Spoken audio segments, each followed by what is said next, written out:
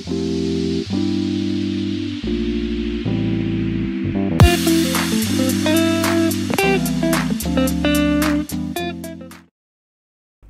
back everybody, Unit 6 Culture and Commerce. Today's focus is on speaking. We are going to do the last part of the unit, which is called Focus on Speaking.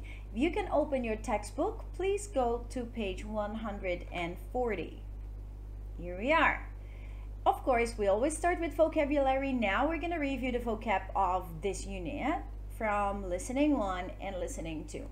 Cross out the word that does not belong in each group. You can access Google or whatever engine you'd like to access to figure out the correct answer. Number 1 is done for us. Number 1 is zoo, museum, animal park, wildlife. What in this sentence or in this row, does not fit, would be a museum, because a zoo is about animals, animal park is about animals, wildlife center is about animals, and a museum could be anything. Yes? So we're looking here at a word family.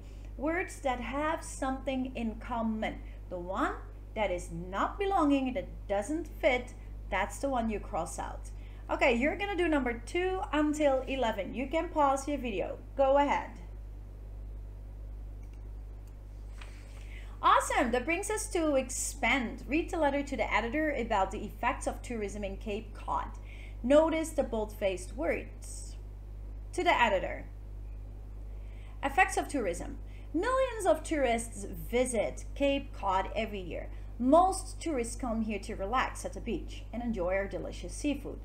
Others like to get off the beaten path and explore parts of the Cape that most tourists don't see. Whatever they do here, we appreciate the tourists because most locals have jobs that depend on tourism, such as shop owners and restaurant workers. However, tourism can also have a negative impact on the area. The cost of housing is one example. The cost of housing keeps increasing, so many families cannot afford to buy a home. In the long run, this problem will force families to leave the Cape and live elsewhere. Problems like this affect our way of life here on the Cape.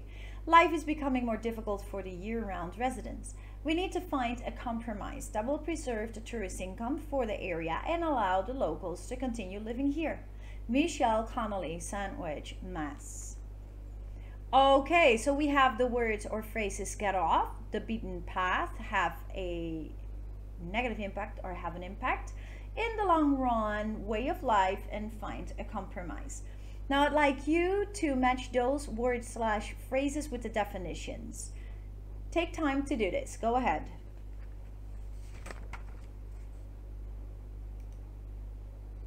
So good. That brings us to the last part, which is creating, doing something with the words that we've learned. You should think about a tourist destination that you have visited in the past, besides Bali, because you live here. And what is it you can say about this? Like, we have like 4 questions here. Like, what would you answer to these questions while thinking about the tourist destination that you have visited outside of Bali? Number 1, what tourist destination did you visit? 2, what are the major tourist attractions? 3, what impact does tourism have on the locals? And 4, what impact does tourism have on the environment? And then you can use any of these words and phrases in the box. Think about it, because in our next Zoom meeting, we are going to discuss this. Okay? Great. That brings us to the grammar of this unit. Read the conversation between 2 residents of Cape Cod, and we're gonna notice the bold-faced predictions. Did you see the weather report today? They say it'll keep raining all week. Really? That's bad. If it keeps raining, the tourists won't come. They'll stay home. I know. I'll probably lose money this week. That's sad, yeah? That if it's bad weather, you'll lose money. I mean, like, if you're dependent on the weather, that's not a good thing. Okay, the whole point of this is that you're trying to read it by yourself and notice the predictions. It'll keep, it keeps, won't come, it'll stay, I'll probably lose, yeah. Predictions with will and if clauses. Use will and will not. Will not can become won't to make a prediction. When you think something might happen, but you're not really sure for 100%, right? Will is usually contracted in speech, okay? You don't say will not. You mostly just say won't. It will rain again next week. Tourists won't come to the shops and restaurants and they'll stay home. You can also use probably with will to show less certainty. Business will probably be slow all week, or I probably won't make enough money. So then will not will still become won't. Or use if clauses to talk about possible results in the future. If the rain continues, we'll have a lot of problems. We'll have a lot of problems if the rain continues. So you can either use will and or will not. You can use probably and will or will not. And you can use if clauses to show a prediction. Prediction is something you do not really know whether it's going to happen or not, but you're assuming it. I want you to complete a paragraph using the words in the parentheses. Use contractions of will where possible, okay? So here we have the example of number 1. If it rains, we have to add an S because of the grammar structure, yeah? If it rains a lot this summer, few tourists will visit. Businesses probably won't make enough money. Some shops will probably close. So you're going to use the words in the parentheses and use a contraction of the word will. If it is will not, it becomes won't. And I want you to also use the correct tense, yeah, grammar and grammar tense, verb tense, okay? Yeah, this is good. This is good practice. Okay, we have number 2, 3, and 4 that you're gonna do right now. So you can pause your video to do this. Very good.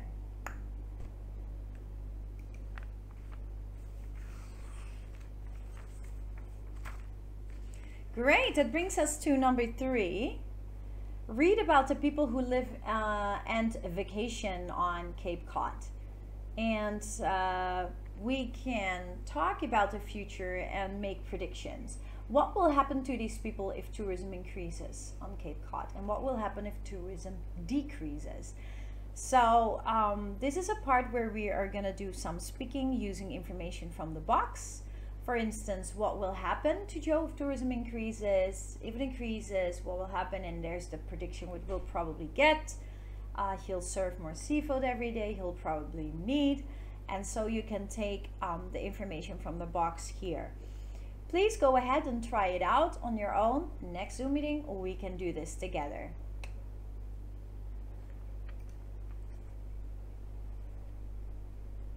Great. That brings us to the part of pronunciation. Some pronunciation and spelling rules for O. The letter O has many different pronunciations in English in the words hotel, shop, come, woman, and move. The letter O has 5 different pronunciations. Sometimes the letters around O can help you guess how to pronounce the vowel, but not always. Let's listen to this. The long-necked women of Padang talk with tourists, pose for pictures, and sell souvenirs. They have become an important source of commerce and money in small villages along the Thai-Myanmar border. Yeah, so the words long, women, pose, become, commerce, money, along, all different pronunciations. So what can we know? Let's listen to this. A. O, like the vowel in go. B. Ah, like the vowel in father. C. Aw, like the vowel in law. Note, some Americans pronounce these words with ah, like the vowel in father. D. Like the vowel in cut. E. Oo, like the vowel in do. F. Like the vowel in could. G. I, like the vowel in sit. Yeah, so they have very different sounds, especially the last part, as you can see here, which you couldn't see just now here. So let me. A. Note, Some Americans pronounce these words with ah, like the vowel in father. D. Like the vowel in cut. E. Oo, like the vowel in do. F. Like the vowel in could. G. I, like the vowel in sit. Yeah, so it's very versatile. We have it varies a lot how the letter O is pronounced, as we can hear that there. Okay, so here you can listen to the words to learn that on how to pronounce the O sound. Listen to the words and you can repeat them just to practice, okay? 1. Positive. 2. Progress. 3. Economic. 4. Modern. 5. Proposal. 6. Month. 7. Won't.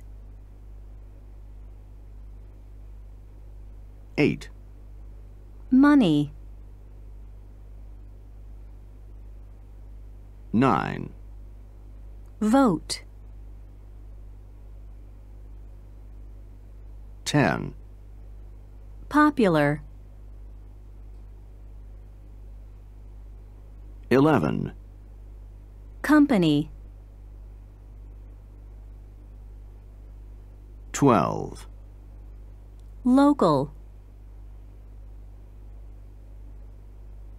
13. Controversy. 14. Sold. 15. Option. 16. Hospital. 17. Ocean. 18. Done. Very good. That brings us to this chart. You're gonna put the words here, the 18 words that you found here, in the right box, which means the correct sound. So here, positive is like the vowel in father, ah. So this O sounds like father, positive. Yeah, so all the words that sound like father go in here, like go, O here, and cut, here. So for this vowel sounds as there are 4, O, 6, and 8. Okay, pause your video. Go ahead.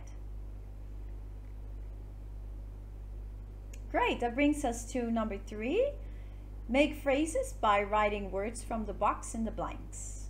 Yeah, practice saying the phrases and pronouncing the vowels correctly and carefully. So we've got economic, local, modern, popular, and positive. So positive, where does it go? Popular, where does it go? Modern and local. Now economic, we already have on number 1. Economic progress. Number 2, 3, 4, and 5, you will fill out. Go ahead. That brings us to the speaking skill. That is the last part of today's video. Making suggestions where you tell something what you think or feel. Suggesting is not forceful. Yeah, you make a suggestion. When you do that, you give an idea about what you think someone should do. Suggestions can be stronger when you strongly believe the other person should follow your advice, or weaker when you don't feel as strongly. So that depends. If, for example, you're very convinced and it's a strong conviction, you would say we should. Definitely, we definitely shouldn't. Let's not. I think, or I don't think we should. Like, we should definitely visit an elephant park. That is a stronger suggestion. But a weaker one would be, one option is to visit an elephant park. So that is not as strong. We can use we might, we could, why don't we, what do you think of, or how about. Depends a little bit on the context of your conversation. So if you want to sound stronger in your suggestion, you can use this, weaker this, depending on the circumstances. Now, read and listen to the conversation between two tourists in Thailand. Notice the suggestions in bold, which are stronger and which are weaker, which are stronger and which are weaker. What do you want to do tomorrow? One option is to visit an elephant park. That's a great idea. Then we could go to Padang to see the long-necked women. Let's not go there. I think it's degrading for the women. Okay, but we definitely shouldn't miss the elephant park. Okay, please put a sign to which of the bold phrases are strong and which are weak. Read each pair of suggestions, circle the one that is stronger, and let's see how they're different. Discuss the difference between the two suggestions. So 1, 2, and 3. Let's take a guided tour, or how about taking a guided tour? Number 2, we might want to buy souvenirs. We should definitely buy souvenirs. Number 3, I think we should eat at the hotel. One option is to eat at the hotel. Which one is the stronger one and which one is the weaker one? Please write that down. Oh yeah, we have 4. We could go to the elephant park today, or let's not go to the elephant park today. Number 5, what do you think of visiting the long-necked women? I don't think we should visit the long-necked women. Also for number 4 and 5, please write down which is the weaker and which is the stronger. Great. Imagine that you're going to spend 4 days in Bangkok, Thailand. What would you like to do? Read the list of activity choices and take turns making suggestions with your partner. Now at home that is a bit hard to do. Maybe you can do it with a sibling at home or with a friend. Other than that, we can do that during our Zoom meeting. We have activity choices for animals, sightseeing, shopping, and off the beaten path. This is something that we can discuss, giving suggestions. The positive suggestions, the negative ones will become won't. We can make strong suggestions with we should, we shouldn't, let's, or I think, or the weaker ones, like one option is we might, we could. Exactly. Very good. And that brings us to the very last part, which is our project for this unit. Make sure that you finish your speaking project in time, yeah, and you're gonna do this panel discussion about the building of a resort, a hotel. Yeah, make sure that you are set with that and that everything is clear with your group. And in your group, each one plays a different role, right? That is very important. And make sure that you record it and upload it in the Google form. So good. Okay, that's the end of our lesson today. And what we talked about was we did a review of our vocabulary today. Then we went over our grammar, which was predictions with will and if clauses. Then we went over the pronunciation and spelling of the letter O. And the speaking skill was making suggestions, stronger suggestions and weaker suggestions.